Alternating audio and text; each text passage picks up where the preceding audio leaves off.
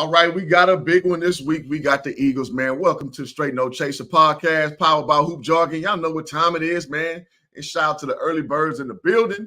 My guy between the game sports. You know, we've been down since, I would say since Crown, but no, we've been down way before Crown. We've been down since 8 years old. Cavalcade was that Salvation Army Boys League, man. 8 years old, man. So shout out to my guy between the game sports, man. Good to see you, bro. Without further ado, let's go ahead and bring my co-host up.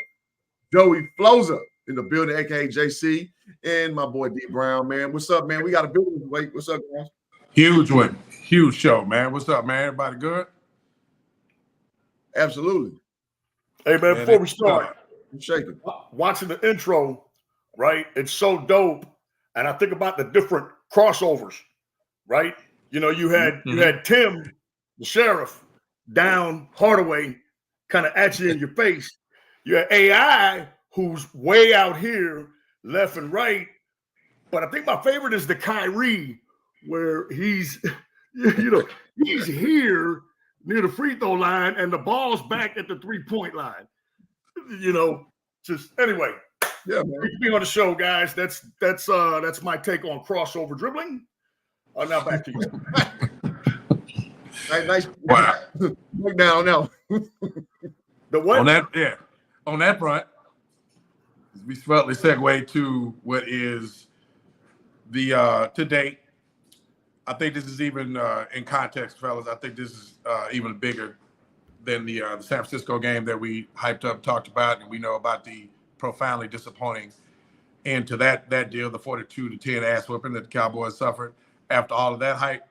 But to Joey's point, when we talked pre-show, this is actually bigger because of what it means with regard to the standing in the division, which is always the first priority. And of course, it's going to have some ramifications in the NFC. Of course, we're talking about the big matchup today in the city of brotherly shove against the Philadelphia Eagles. Absolutely. Yeah, man, this is big, man, because after the ass whooping, that the debacle that went down in San Francisco, Dallas went out and won a big road game the following week against the Chargers, and they got themselves together and played even better collectively. And I think, surely I'm going to get you guys' input and everybody in the chat. I think they played their best game front to back last week against the Rams in terms of the offense carrying the day versus the defense and the special teams complementing what the offense did in terms of getting points, on the board. The quarterback playing well. They executed. They got their name guys, namely CD Lamb involved. Got Brandon Cooks involved. All the promise of the things that we wanted to see coming into the season went down. And then of course defense did that thing. Got a complimentary play from special teams. Cavante Turpin, who's now looking like the best return man in football, is he not? Blocks. So you got some good momentum coming into this thing, and they're going to need it because the Eagles, who have not looked invincible, but their record is what it is. They're 71. They're on top of the division. They're on top of the conference, and this is a big road game. Probably the biggest rivalry they had the last 5 years. What you gonna do? It's right in front of them. They got to step up. What you gonna do, fellas? What you got? Right. I think you laid that landscape out pretty well. If you couldn't predict a better bounce back from a terrible loss, to San Francisco, where we come back and now we look like a football team again. I said it that week after that game. We went from being a team considered being a Super Bowl candidate to like a joke. It was a joke. Like we were just all fluff, all talk, no substance. I hate to make this comparison, but more or less like how Colorado's looking right now. At week 3, people saying Colorado could push for a national championship. Right now, you're saying that they just a team, and that's what you expect a year one team. So I don't want to dump on them, but that's how we were looking at public opinion. You know what I mean? Correct. In some capacity. So now we've got the Charger win, could have won that by a better margin, but I mean, hey, a win is a win is a win. Last week we just totally dominated all phases of football. So now, and people, it's funny. After we win a game, then all of a sudden, the team we played ain't shit. So Exactly. Ain't that amazing? Exactly. Go ahead, Joe. Go ahead. And you got to think about it, right? And it gets you thinking about it, right? Even though we all know, man, it's the NFL. You know, no free labor. A win is a win. You got to bank it. You got to take it, right? Absolutely. You see this football team. And again, man, it's like a sandwich type thing where they completely dominated that game. They did everything. They had success everywhere. They blocked a kick. They had a long kick return. Mm-hmm. They had a defensive touchdown. The quarterback was incredibly efficient, doing what he needed to do. Mm-hmm. The skill guys came through. Micah, was Micah. I mean, yeah. You see this team play like this, man, and you feel like they can beat anybody. But again, this is the Cowboys, and we know that they can lose to anybody. Look, this is the thing, man. This is the thing today. This is the game. This is who you really need to be focused on. Absolutely. Okay, because like I know, Cliff. I know you were college coach. First goal, win your conference. Win your damn league is how you should say it. Yes, that's so first goal, win your division. As you start out, the goal is to win a division. Okay, that's first things first. All right. Then it's playoff success and so forth and so on. And hey, look, the Eagles are the measuring stick. I do think San Francisco has the best roster in the league. I really believe that. I think like they do. We've talked about that plenty. Philly's got to be right there with them. The Cowboys aren't. Forbes is a very efficient dude. He's a little more nimble and a little more nifty than Prescott. Mm-hmm. Prescott might have a slight edge on him throwing the football, but Hurts is a really efficient guy. They've got great skill guys. Their personnel has been off the chain. They've been aggressive in making moves. I tell you, when Jeffrey Lurie brought the team back in the day, man, he was absolutely mesmerized by Jimmy Johnson, as a lot of people were. Okay. And a lot of people do business like that in terms of the whole idea, as rudimentary as it sounds, is have outstanding personnel, okay, and be aggressive at acquiring that personnel when you have an opportunity to. Right. There's more trades now than ever, but if you go back to the pre-Jimmy Johnson era, prior to Jimmy Johnson, there weren't as many, and then Jimmy and them came in and did as many trades as the rest of the teams in the league combined, right? They started being real active, making trades. And so it's what you see Philly very opportunistic in picking up Kevin Byard, right? Wow. And just the way that they've built this thing. They are big boy. They are that cock-sucking bully at the end of the block that we need to go up to him and steal him dead in the freaking mouth. You know what I'm saying? It's time. Yep. It's time. That's who is in our way first.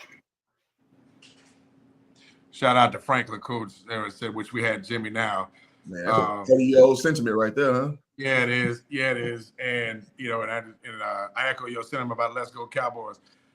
Joey, Cliff, both of y'all, man, brought up some things I wanted to get in with you guys, particularly. And I'm gonna start with Cliff's guy. Been wanting to do this all week. Marquise Bell, let's do it. I already know where you're going. I want to dig into what I felt was a strength of Dallas going into that San Francisco game. I still feel this way. And I think I remember making a statement that San Francisco, to your point, Joey, has the best in terms of starting 11, both sides of the ball. I think that's San Francisco. Where I think Dallas has a little bit of an edge, and you're starting to see that, hence the 3-game slide with San Francisco, is depth. I thought Dallas did a really good job of building up the back end of their roster with some unsung guys. One of those unsung guys is what my man Cliff, or I should say who my man Cliff has touted from day one, told us to look out for when the season started. And now he's come in, and even the local Dallas media is starting to give this man his flowers in terms of his impact. That's one Marquise Bell. Dude's a playmaker, man. He's an absolute playmaker. You use the overused, but in this case, appropriate cliche of, guy has a nose for the football, or he's around the ball or whatever else. But he's not just around the ball. He kind of reminds me a little bit of when Darren Woodson broke in. I'm not saying he's Darren Woodson. Stay with me on this. when Darren Woodson broke in, if y'all remember, he wasn't starting, right? Now he wasn't drafted. He wasn't starting. He was the depth guy behind Washington and Everett and Everett and Washington. Thomas Everett, right? But every time, FAMU, absolutely, Franklin. Every time 28 hit the field, he made a play. Yeah, he made a play, right? And that's the same thing, and it got to the point where you couldn't afford to keep him out of the mix. You couldn't afford to keep him off the field because every time he was in there, Woodson was making a play. Marquise Bell is doing the same thing, man. I mean, when he gets Darren there, Woodson invented the inverted cover secondary. two. Darren Woodson invented the inverted cover two because of his ability to play flat. Absolutely. He's so fast he could get back. He invented the inverted two. Darren Woodson. And I remember Darren Woodson that back guy. then, so y'all supersede my knowledge. So I'm gonna defer to y'all. I remember him as a finished product. Yeah, but I mean, it's that same. But yeah, you're right, Cliff. But it's that same type of that dynamic and that to Joey's point, that versatility was his ability to run because you know Darren Woodson was great at the line of scrimmage, but he was fast enough to play in the slot. Cover receivers. He could cover tight ends, and again, he played linebacker in college. So like Marquise Bell, not only does he get to the ball, because guess what? Brady James got to the ball, but would he tackle you? You know what I'm saying?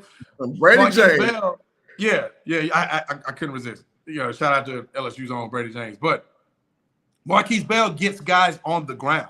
He's just a playmaker, man. And I think he's going to factor. I think he's going to be one to watch in this dynamic with Jalen Hurts' mobility.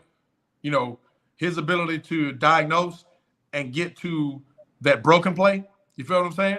I think will help, not negate, but help to neutralize it some, that threat of, what Jalen Hurts can give you with his legs. And when you have a guy out there like Marquise Bell, man, and what he's shown has been incredible. So, man, Marquise Bell is one of these guys, and I want to hear y'all's thoughts on that. I know Cliff is going to weigh in, and I want to eventually get to QB1. All right, and fast quarterbacks that can run are why we have more of these hybrid cats on the field. Darren Woodson, 6'1", 225, 4.35. This is, call it linebacker or whatever the alignment is. We are essentially it's not even a 4-3 anymore, man. These are basically 4-2-5s.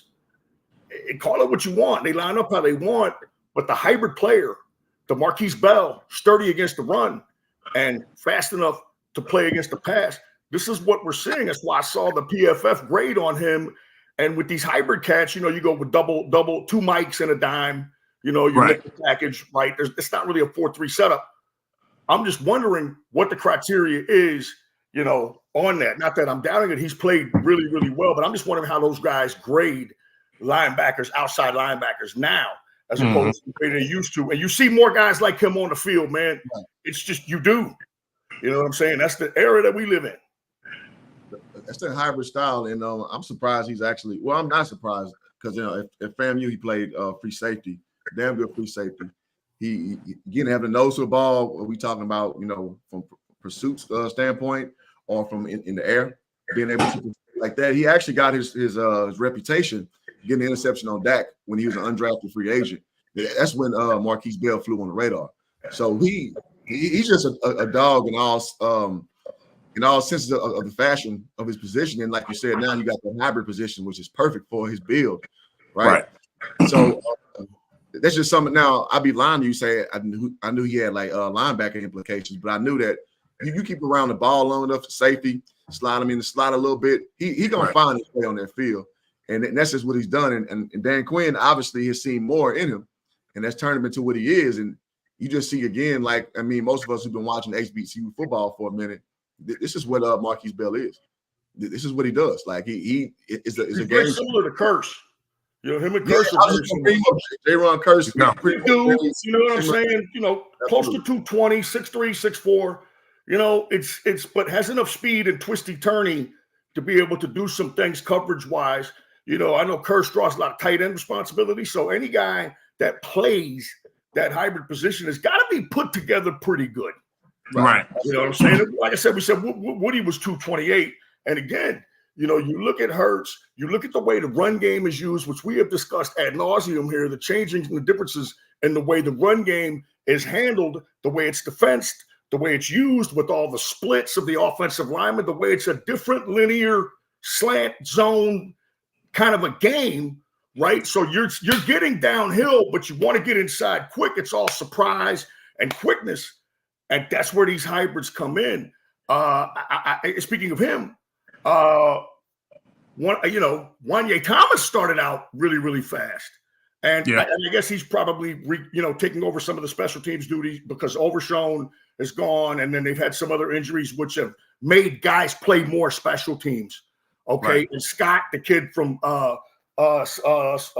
Southern Miss, they kind of started out kind of fast, but Brother Marquise, as I call him, has been handling business. And I'm such a fanatic and such a nerd about football. I tripped out when I did not know who he was.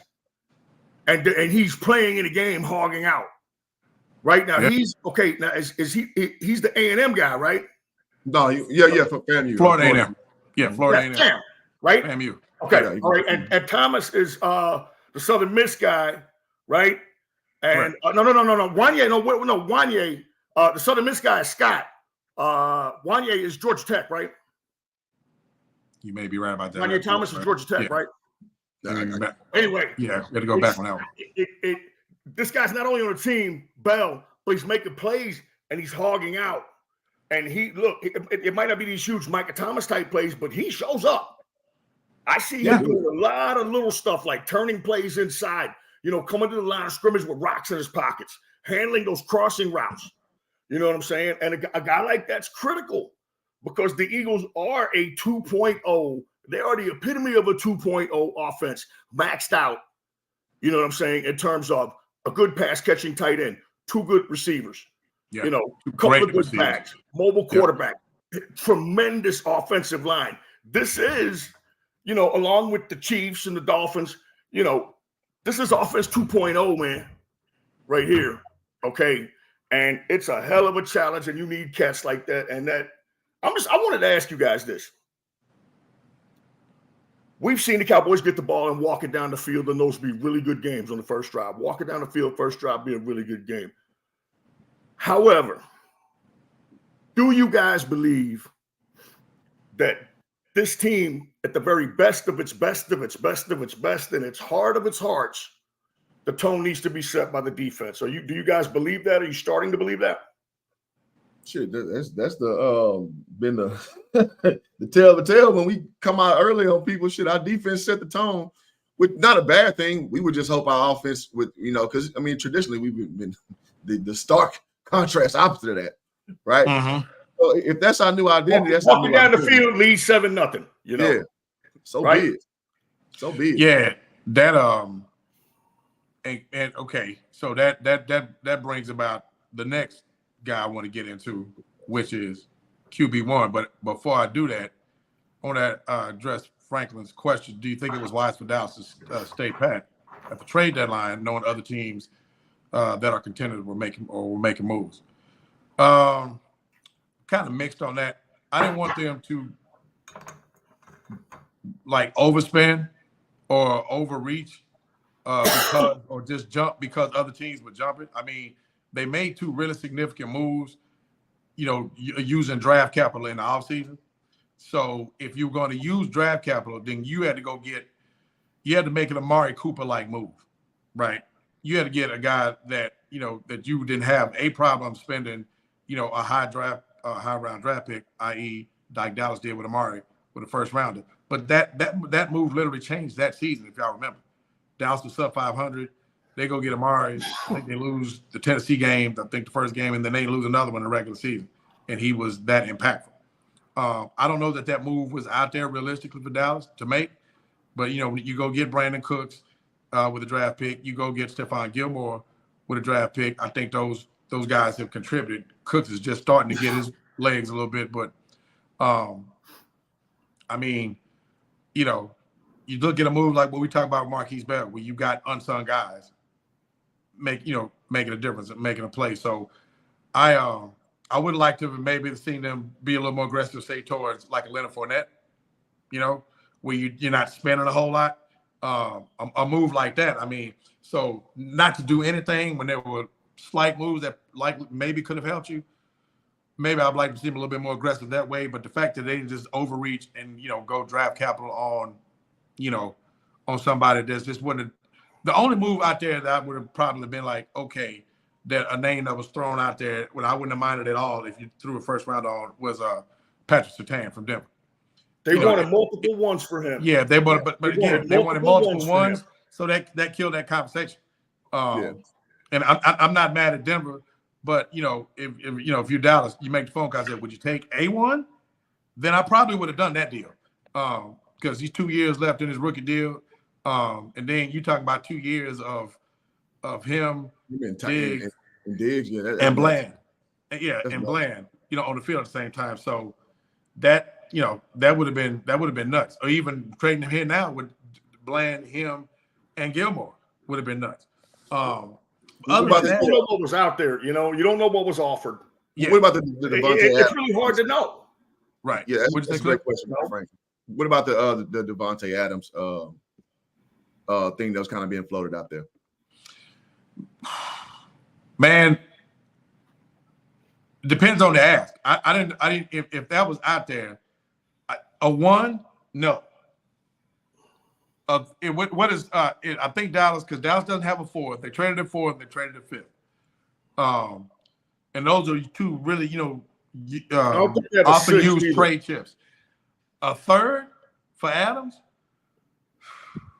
I'd have to think about that one. But there's no way you get him for a third. No way. I don't know that you get him for that. It's not going to happen.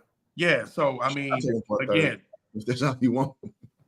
Yeah. Now, is that a deal where you trade, you throw in like Gallup and some other piece and a third?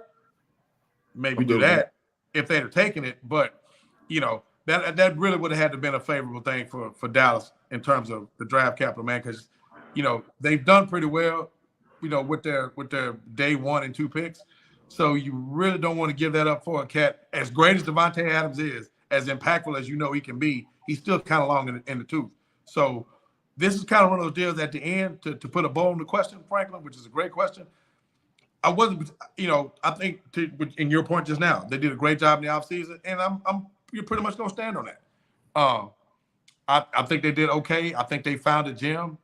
Again, some of the offseason you're talking about with this, like a Marquise Bell, who's clearly going to factor into the mix in this last half of the season. So, we'll see what it is. I think Dallas, if they line up week to week, playing the way they're capable of, which is the big question, they can beat anybody on their schedule. The question will remain which Dallas team decides to show up that week. If they can put some consistent weeks together, then you can start to feel better about their real contender status. If it goes 2 weeks, off a week, goes a week, off a week, then we're still on the same carousel, and that's pretty much where it is. I mean, split the Eagles and split that Buffalo-Miami thing and be 13-4. That's what I think. Pretty Tony go wherever Julio Jones is. This is 4th team in like 5 Eagles years. fly. No doubt. Pretty Tony go wherever Julio go. I ain't mad at it. Mike got to step up. It's all about that. Yeah, absolutely, man. So, I differ a little bit. I think that the Cowboys should have splashed because I'm and here's the reason why. Okay. Conventional thinking agrees with everything you just said. Everything you just said makes perfect sense. That you trust what you got. You made the right moves. You address needs, and you have the proper amount of depth. The problem is we ain't got no linchpins. We just don't. We can't keep saying the same shit every goddamn year when we have a good football team. Every goddamn year we saying the same thing. Oh, we made the right move. Oh, it's a smart thing to do. It was, man, shit and what happened every year? 2 rounds and out at best, right? Okay. So when I look across the table, I watch what Philly has done.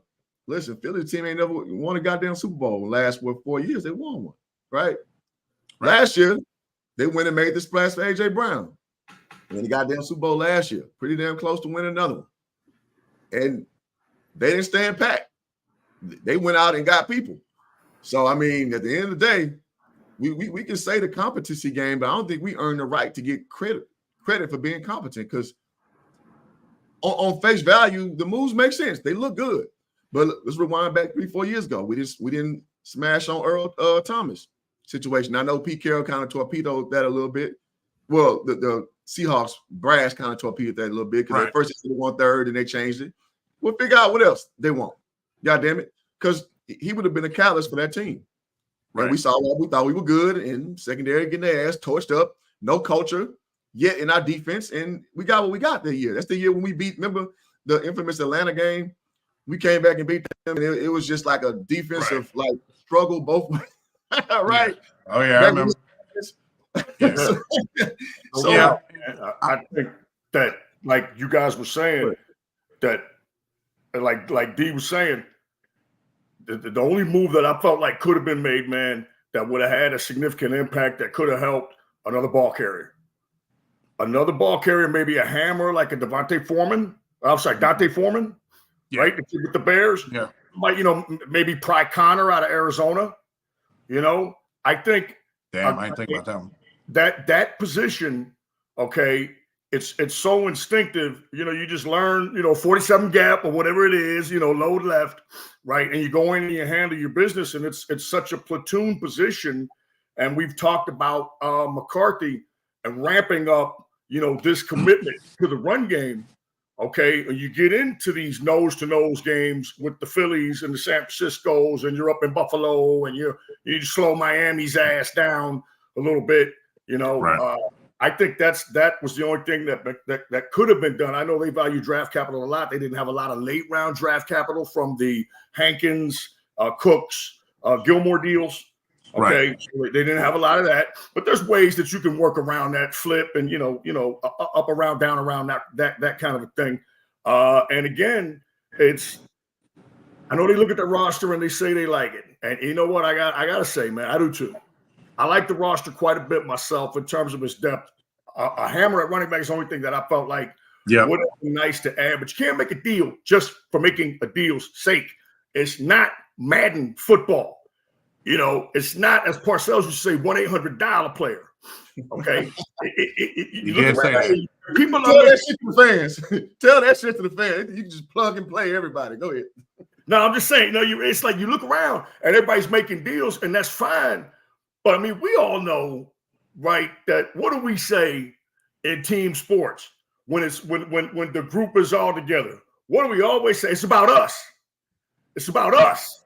It's about us. It's about us and what we do. We can't trip on anybody outside of this little circle here because this is about us. Nobody knows what we do here. This is about us. And the whole inference is that handle your business, believe in who you have, and they have an excellent roster, right? And you cannot be pressured into making deals because people around you are making deals, right? Again, that's all hype. I liken it to power rankings of NFL football teams. Are you kidding me? Who gives a shit? Who cares? Oh, it's the power rankings this week, and why do you have them? Man, they have a tournament at the end of this thing, man. All right? To determine the ultimate champion. Okay? So power rankings and all that. Oh, you didn't do anything, and all, this, and that, and all of this social media stuff. Oh, so-and-so's disgruntled. They took down all their team stuff off of their Twitter page. Like, later for all that crap. I know it's real, and it's the world we live in, right? But as I like to say, they like their roster. They stayed with it. So, as they say in Tennessee, we finna see. We finna see. I like it, man. That to put a bow on that one, to Cliff, to go back to a point you made earlier about Jamal Adams. I remember you being really strong on that. I mean, I was too because he's Jamal Adams. I mean, he's all pro, but. I think we said amongst ourselves, I chopped it up. I referenced the deal where the Cowboys stood pat. Well, that deal was there to be made with Miami a few years ago with Minka Fitzpatrick. Minka Fitzpatrick was a second year player, and you could absolutely see it coming. I mean, he was one of the real like gems of what turned out to be a really good draft when he came out, but. I said it even before the combine that year, but all that squad that came out of the team he was a senior on at Alabama, he was the best player on that team. that team was loaded with talent. And, all he's done is pretty much fulfill every expectation that they had of him in terms of being an all-pro. And Dallas legit had an opportunity at a position of need because at the time, safety was a glaring need. Absolutely. Yeah, it was a glaring need. And they had an opportunity to, the year after they did the deal for Amari, to do the exact same thing with Minka Fitzpatrick. Miami would have taken that deal. They jumped at the first rounder that was offered to them, smartly by Pittsburgh, and we see what Minka Fitzpatrick has done for them since. I mean, he's now clearly one of the best safeties in the league. So, do you keep if there are deals like that to jump on and for a talent, particularly rookie contract talent, but I like Joey said, I'm not dismayed, other than the fact you probably want a little bit more of a hammer in the backfield, but we'll see where it goes. Now, with that, with people, because we know who it comes down to. We know who gets the ink. We know who gets the press. Let's talk about QB1 last 2 weeks post San Francisco, because if we put it in context, all the hype and build up to that game, Dak absolutely just was horrific. Probably one of the worst regular season games he's played. If it's not the top, it's one of the 3 or 4 worst games he's played in a regular season, particularly of a game that magnitude. So, in 5 years, what do you do? It was terrible. It was god awful. That was the opener of 2014, where they played San Francisco at home. That's the last one I remember that bad. Yeah. So that was terrible. But what does he do? He comes out, because you can only dwell on it and think about it for a week because you got a game to play. He goes out in LA and plays probably one of the better games he's played all year, which was impressive because you had to come right back. You needed that win. You didn't need to go into the bye, at 500, just with the Eagles surging and doing that thing. And then he comes back after the bye, against at home against the Rams, and puts together the best game of 2023 he's put together so far. For sure. Absolutely. And more specifically, we do this dive on Dak, and I hope this is the Dak that we see the rest of the year, because it's absolutely critical. If they're going to do anything of substance, this version of Dak has to be here. The last 2 weeks, and even Troy Aikman said it on the broadcast, I think in the Chargers game, Dak has even openly addressed it, using his legs more. Not becoming a running quarterback, but using his legs to make play, because Dak on the edge, when he's doing the improv kind of schoolyard Dak and getting outside of the numbers and keeping his head up and making plays downfield, that's the best version of Dak there is. That version of Dak can beat people. That version of Dak can pretty much beat anybody that's out there. But Dak at times would seem to be real resigned not to do use that part of his game, not using what he's got. Then there's been press here in Dallas about, cut Dak loose, which means, don't be so locked in on this Texas coast deal and get the ball out. Well, if the thing breaks down, or if you see something else, or if you slide to your left or you slide to your right and CD's down the field, or Brandon Cooks is downfield, or whomever, and you can make plays, kind of like what Jalen Hurts does effectively, then do that. So it was real interesting to hear when Aikman referenced Mississippi State Dak. That's the best version of Dak there is. If he reverts more to that, if he plays like that this afternoon, then Dallas has an outstanding chance of winning this game. And what do you guys think in terms of Dak being at least vocalizing the fact that he's got to use more of his mobility bag in his game, going forward, and what you guys have seen the last 2 weeks? Y'all been saying that. That's what you guys have been saying. Yeah. You guys have been saying he's got to run more, and that doesn't mean that, we're freaking running, zone read all the time with the guy. Right. All right. He's got to take advantage of open field in front of him when he gets out of the pocket, run for first downs from time to time.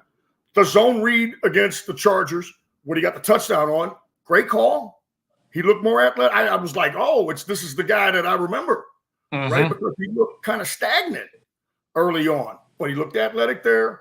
And he did have some well-placed runs against the Rams to get out of the pocket. You keep the drive going, live to play another day, keep them off balance, right? And so much of that off balance, is great term, great design, right? Mm-hmm. And now, as you mentioned earlier, early on, he was not getting any blocking.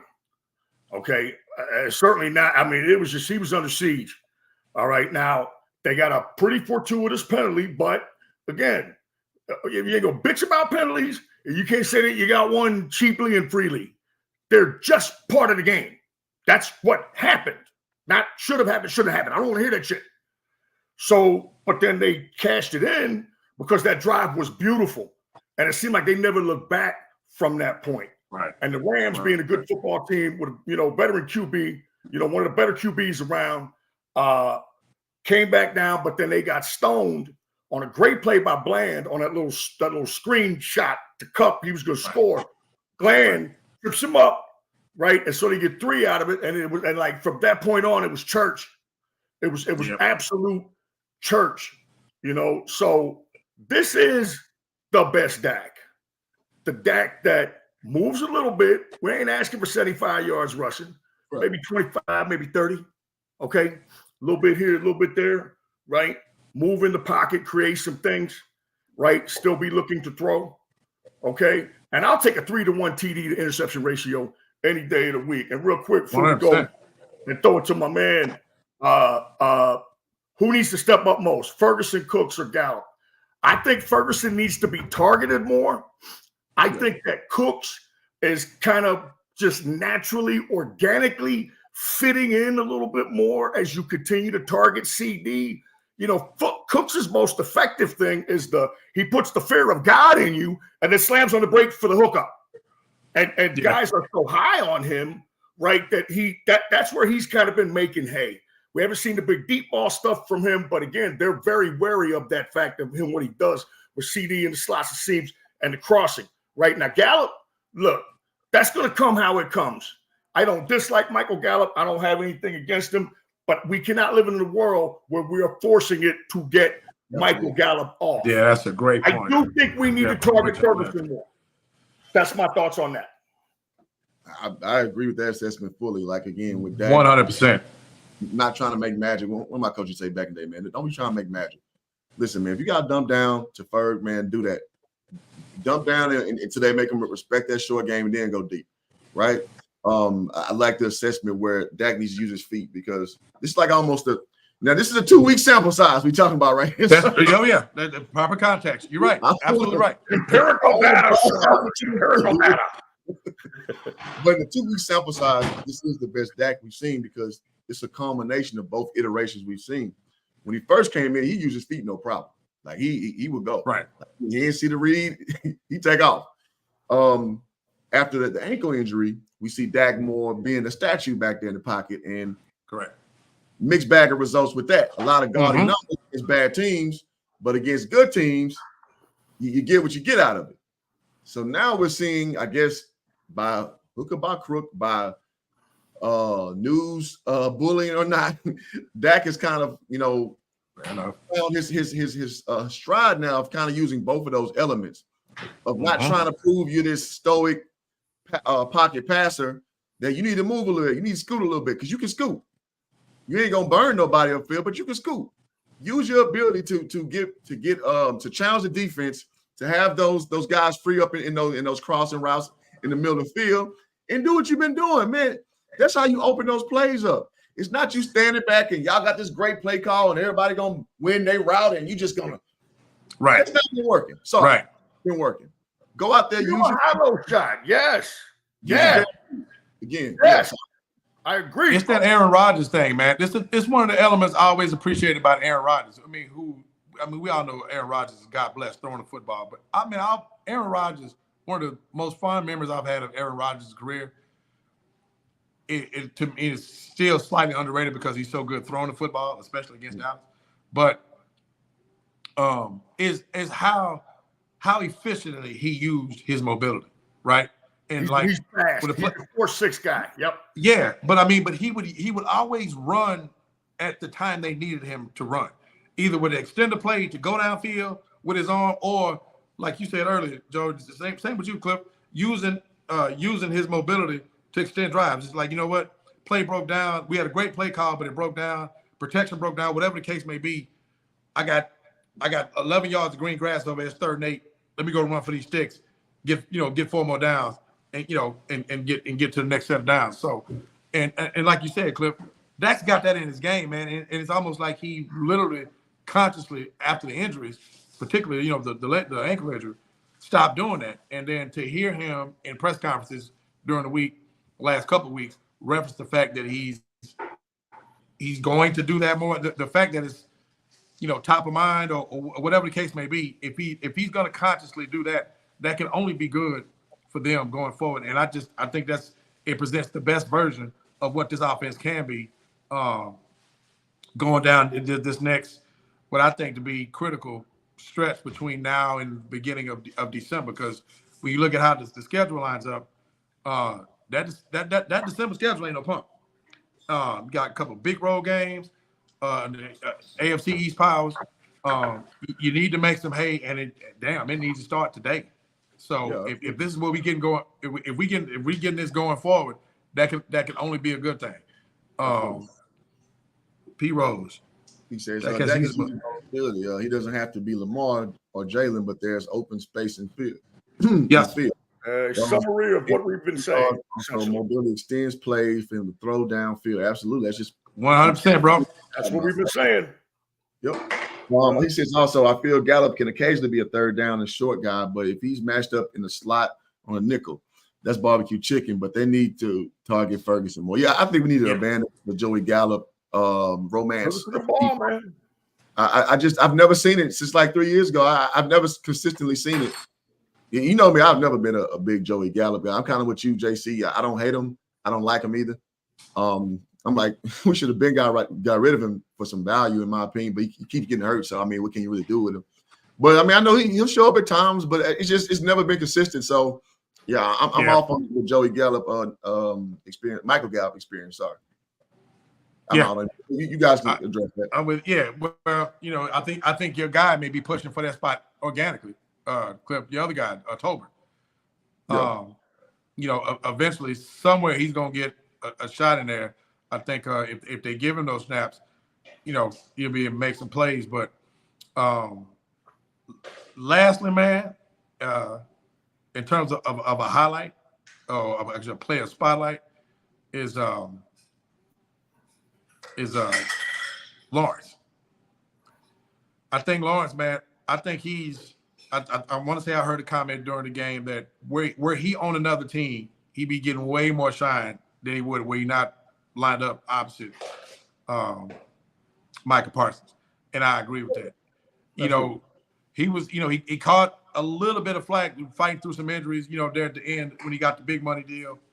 But man, since then, in the last 2 years, particularly this year, man, he is about as consistent. Not only getting to the passer, but he's probably the most effective thing on that line, including Michael Parsons against the run that Dallas had. Yeah, and he's doing it week in and week out, man.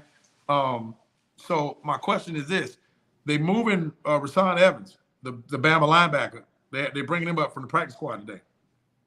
So it'll be interesting to see what he's got.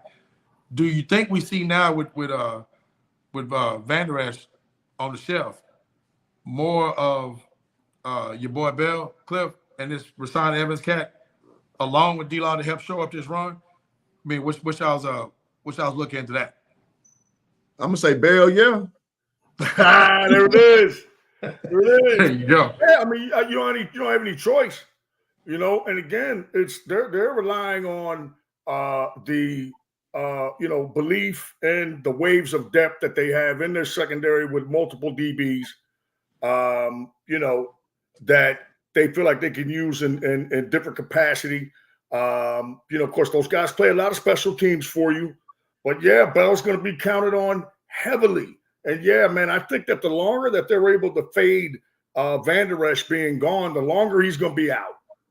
They're going to wait on that thing, and they're not going to rush him back, right? And I think that they're going to view this thing, Like, I think that they know what I've said. Yeah, man, number 1 seed, fine. Whatever, man. Don't count on it, because if you get it, if you're the Cowboys, it don't mean shit. Get to the playoffs, be playing your best football down the stretch, and get into the playoffs and prepare for the playoffs. Prepare like you know you are going to the playoffs. Okay. Right. And so that means what I'm talking about with Van Der Esch and trying to fade things. You know, man, we're talking about if it goes as well as we possibly want it to go, we're talking about 21 NFL football games. That's a long ass season, and it's a grind, right? And you need your reserves, right? And you got to think about that. It's almost like being a baseball manager, man, keeping your arms and your powder dry. You know what I'm saying? Because you know you got more shit on the horizon coming up. You got more battles to fight, right? You got more battles to fight. And again, if they can go in and get this one today, that's a great sign as far as, again, as I said, I think they should get to 13-4. I think if they F around, it'll be 10-7, 11-6. But you get this one today, boy, that's a damn good one to have in hand. Not that they couldn't come up here and get one. That's how tight this rivalry is. Right. The Cowboys can go up there and win, and getting this one would be great because all your losses are conference losses, man. Yeah. Got ground to make up. Yep. San Francisco and zone. You're right. So let's we got about 15 minutes left in the show. So let's get to some of the superlatives of what we want to see specifically this game, what Philly is going to present, how we should counter, and then we're going into score predictions. So you were just about to speak, Darren. Go ahead. Yeah. What I'd like to see this game, man, is more of the Dak we've talked about. And the reason I think that's going to be a necessity because low key, pass pro has been a little spotty. I mean, that's why it's been encouraging to see Dak, make the plays he's made because he's kind of had to. But I'd like to see more of that. Certainly, whatever the conversation was between he and CeeDee Lamb and the organization was, after CeeDee Lamb said basically, did a Keyshawn is like, man, give me the damn ball. They've done that. I think the results have been, have spoken for themselves. More of that. What I'd like to see specifically improve for this matchup, even going forward, because it's Philly, is, man, let's get something established in that run game. Literally, this is this deal where if they can control possession by getting, and I don't mean, you got to temper expectation. I don't mean for them to go out there and rush for 150 to 170 yards. I don't think that's going to happen. If they can get, 95 to 110 collectively, to help extend drives, or if they do end up, getting the lead in the game, and you're converting, third downs to keep things moving, to keep that clock moving. Want to see that. And on the defense, contain Hurts as best you can. Pressure is always a good thing, but he's got that mobility. So and very simplistically, tackle well, right? You got to when you get to Jalen Hurts, get him on the ground. When you get to AJ Brown, he's another one. Get him on the ground. Same with Devontae Smith. I mean, these guys, you have to cover them, but they're going to make plays, but don't let them hit you with routine plays and turn it to big explosive plays because they're good enough. And same thing with Goddard. Dallas Goddard is another big weapon they got. He's a guy that can take a routine cross or underneath route and turn it into 35, 40 yards because of a missed tackle. So just be sound in your tackling. More mobile, improvisational Dak. Let's get some more. Always pressure. You can never not have good pressure from your defensive front. Tackle well and make the plays when they come, man, and get out of there with a win. I like it. JC, what you got? win first down. Win first down. Mhm. Come out and bust their bitch ass on first down. Get them a 2nd and 9. Okay. Right. And when you have the football, be 2nd and 5, 2nd and 6, 2nd and 7, 2nd and 3. Okay. Win on first down. All right. And then put the squeeze on them. All right. That's the thing. Right. Win on first down. Put the squeeze on them. And you're going to need everything. Right. Get a little something from special teams. All right. You got to at least stalemate them on special teams. We got the best kicker in the NFL right now going. That helps. Rookie. Former all-pro punter. That's a good mention right there, man. How about it? Damn, he's been nails. We have a kick blocking defense all of a sudden. It's like what? Like is the ghost of Frank Beamer coaching special teams here or what, man? Like, shout out to the great Frank Beamer. Blocking kicks, right? We all know Turpin is amongst the very best return guys. Now, again, these things don't always fall your way through the course of the game, but this is one of those games, man, where you need everything. So, that being said, you have to create these stalemates in terms of, look, worst case scenario, neither team has a turnover. You want to make sure you don't have one, right? Special teams, you want to get what you should get out of your special teams and then a little bit more, okay? But the key to this one is, I'm telling you right now, where the Cowboys get into trouble is 2nd and 4, 2nd and 5. When the other team's offense is consistently lining up 2nd and 4, 2nd and 5, 2nd and 4, you know what I'm saying? 2nd and 3, right? You don't have a chance in that. Too easy. You know, unless you're going to, be lighting it up on the other end, which the Cowboys are capable of. But we're talking about a pragmatic game plan here. All right? This is your division rivals. Bust them in the mouth. And before I go back to y'all, I just want to say on D. Lawrence, it seems like it was yesterday, but it was 10 years ago. And I see they're going through OTAs when he's a rookie, right? Or as Nate Newton called it, the underwear Olympics, right? Where they're just in jerseys and shorts, right? And so, they're going through the pop swimming rip line, right? With the dummies, right? And you see a few guys go through, and then I see Lawrence go through. And I'm like, I know this is the underwear Olympics. This cat is different. He is different, man.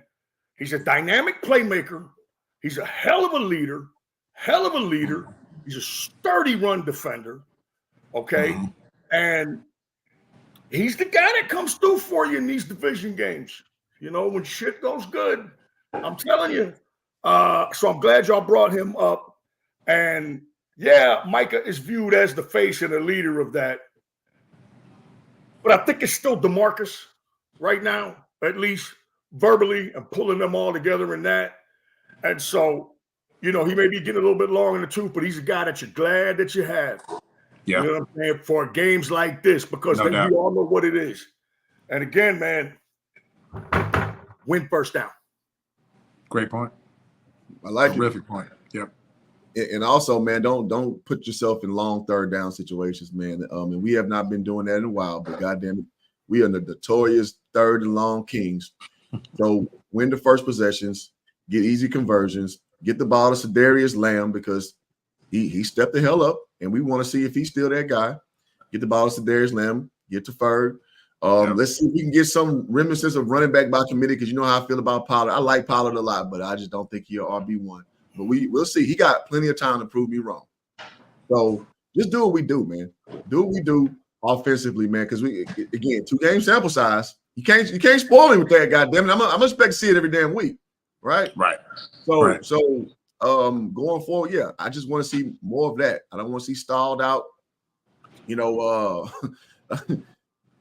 on first down, then try to run on second, then again 37, 38, 30 and 12. Then it's just chaos. Right, it's chaos.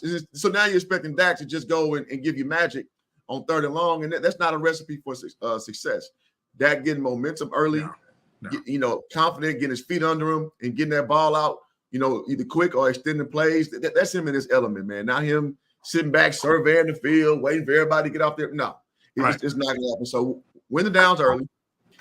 Defensively, get some pressure on goddamn Jalen Hurts, man. I mean, listen, he's taking a step back. You can say it's a baby step back. He's vulnerable. Let me put it that way. Mm-hmm. Well, none of that previous stuff matters tonight. So the 2 sacks and 2 or 3, none of that previous shit matters today. Right? Yeah, it's a division rival game. New game. You know, we've seen us with 2 good teams, and Carson Wentz come and blow our doors out before playing the Eagles at home. I was at that game, and I was just like, "What the hell am I looking at?" And I seen after the Amari Cooper game when we were the lowly Cowboys with Tavon Austin and all that. We bring Cooper in, we beat him in overtime. I was just like, "What the hell did I look at?" So I seen both sides of the spectrum. With all that being said, Cooper trade was good trade. Cooper trade was good trade. You brought up a point. I want to put a ball on what we want to see that has to be mentioned before we jump off and do predictions. All right, man. You just brought a point up about particularly with that play progression, and that speaks to my man Joey, the fat man on the sideline, the play calling, bro.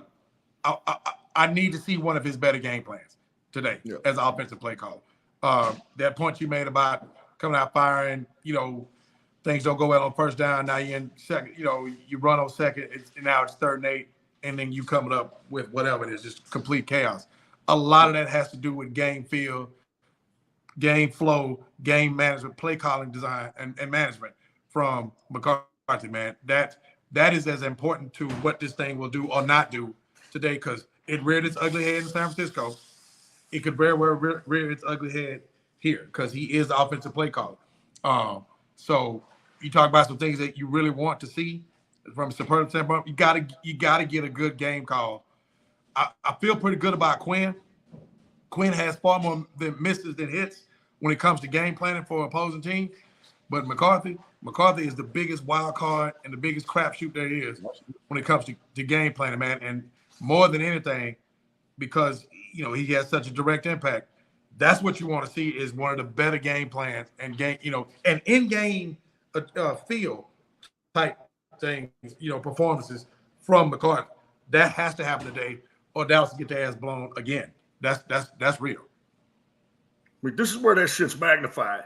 You know what I'm saying? Who do you trust, McCarthy or Sirianni? All right, now look, I'm both Irish and Italian, so I'm represented with both these guys here. But I'm going with the Italian guy in this one. All right. And again, I think it's like what you were saying and what y'all were saying is that like this coaching shit is magnified in division games. Yeah. Like the adjustments and the plan, like this is when it really shows up because y'all know each other. Just familiar. 2 steps down the line. You know what I'm saying? I mean, it's magnified. Now look, we all know, okay, and we'll stay right here, right now, that Sean McVay is a superior coach, okay, in terms of play design, play calling, and all of that to McCarthy. Well, what happened when they played? The players win the damn game. All right. The Cowboys are just that much better than the Rams. However, and the Rams are missing some people. We know, we get it. All right. We're missing people too. All right. But now we look at this team, the Eagles, and we're nose to fucking nose. I believe in terms of talent. We are nose to nose. What's going to tip the scales? Game plan coaching, in-game clock management, decision making. All right. And guys, we're fools. Okay. If we're going to sit up here and continue to wait for some genius to sprout, out of, the box beef carcass that is Mike McCarthy. All right. And again, listen, it's not personal, but some coaches inspire fear when they show up. Other coaches show up and they close the buffet. I think we know which one we have. Right? And listen, I love to eat, and I'm not the slimmest of guys. Really, I'd like to have Andy Reid, a guy who gets the buffet closed and inspires fear in people. All right? And so, look, I ain't trying to crack the man personally, but my homeboy from Green Bay, that's a Green Bay fan, told me, he said, you ain't gonna like him. Because I didn't know anything about him other than he had won a bowl. He said, you ain't gonna like him, man. So I can tell you right now, you're not going to like the guy. I said, well, let me give him a chance. And I'm sorry, man. I see it time and time again. And I'm like, well, we're handcuffed in this one because he's got to make a decision. And he's either vacillating or flat out does not know what to do. I am just hoping, right, that our superior talent will make up for his shortcomings. Fair enough. We shall see. Well, let's go on the show out. Let's go ahead and give these predictions before we peace. I guess I'll start.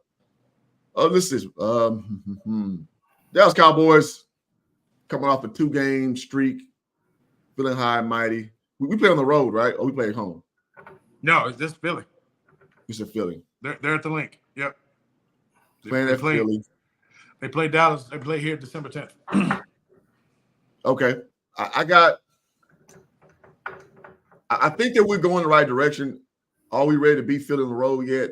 I'm not convinced. So I'm going Philly 24. Dallas, they got some crazy ass number like 19 or some shit like that. So it's like it's gonna be within striking distance, within a score. There's gonna be some crazy ass score like that, like 24, 23 to 19, some shit like that. I got Philly winning this one. I hope I'm wrong. Joey, go. I have the Eagles 24-16. I think it's a game that, even though I'm predicting that the Cowboys will lose, I think it's one of those games you'll be able to spot some good things in, in terms of staying nose to nose with this guy. And listen, that's not the hope, okay? But we know that these NFL games come down to the fourth quarter, and they literally could go either way. All right, this is just the way I'm seeing the ball bounce. But I am saying that despite losing, okay, it would not be time to give up hope, because again, man, it's a long season. We're just talking about getting in.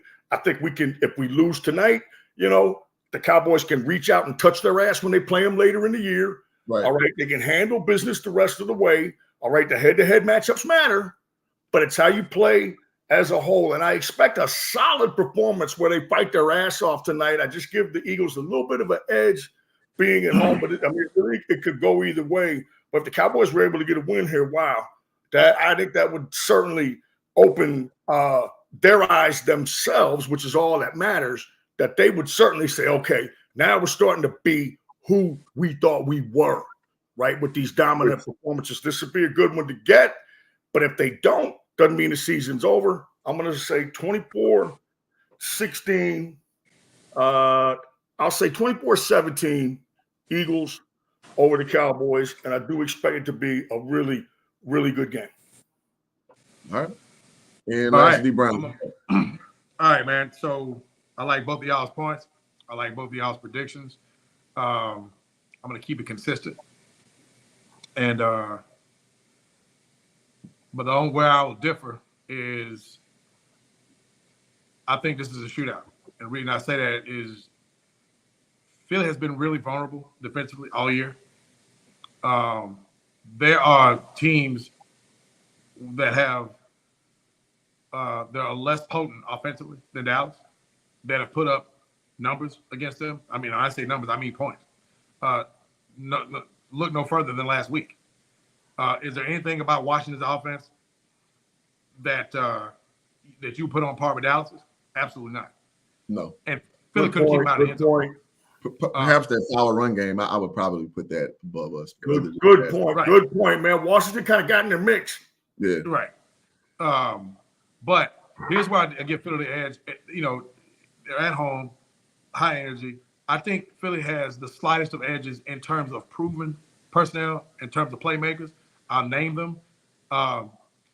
Where we have, Philly has A.J. Brown, Dallas has C.D. Lamb. Philly has Dallas Goedert. We have Jake Ferguson. Who's that edge go to? Dallas has Michael Gallup. Philly has Devontae Smith. Who does that edge go to? So, I think because they have a little bit more improvement playmaking, it's at home, big energy. I think Dallas will have success against them offensively. I just don't think they'll quite be able to sustain it up, and that's because of the inconsistency in the run game. To Franklin's point, Dak does play well in Philly, but I think it's a shootout. I think it's a high-scoring shootout. I think Philly edges them, though. I'll go Philly 35, Dallas 31. Philly wins. Y'all heard it here first. Take your money to Vegas and put it on Philly because we said it here first. Man, I'm ready for the game. As much as I hate to say that, that's just how I see it happening. because they got a little bit of an edge, but we keep it a buck on this show. It's a big game, and to your point, Joey, it's not the end of the world. I did look at the NFC playoff picture. Dallas is actually, with that win against the Rams, put themselves in a pretty good position. Not to just say you can't afford a loss, but record-wise, past the division winners, Dallas is in really good shape from that standpoint anyway. So, and Philly's got a real road in front of them the next 5 games. So, like I said, it can all shake out, and we could be talking about December 10th for the division. Who knows? Today is today, though, and I think it's going to be Philly with a slight edge. Let's do it, man. Good show, gentlemen. Indeed. Yeah, listen, one thing we do is keep it real over here about the Cowboys as best as we possibly can. You're not going to hear dubs every week, probably most weeks. So it is what it is. So until next time, gentlemen, thank y'all for being a part of the show. Thank y'all for tuning in. Y'all hit the like button on the way out. Everybody, chat. Appreciate y'all. There you go. And to next week, go Cowboys. Straight no chasing. Go Cowboys. Peace. Go. Peace.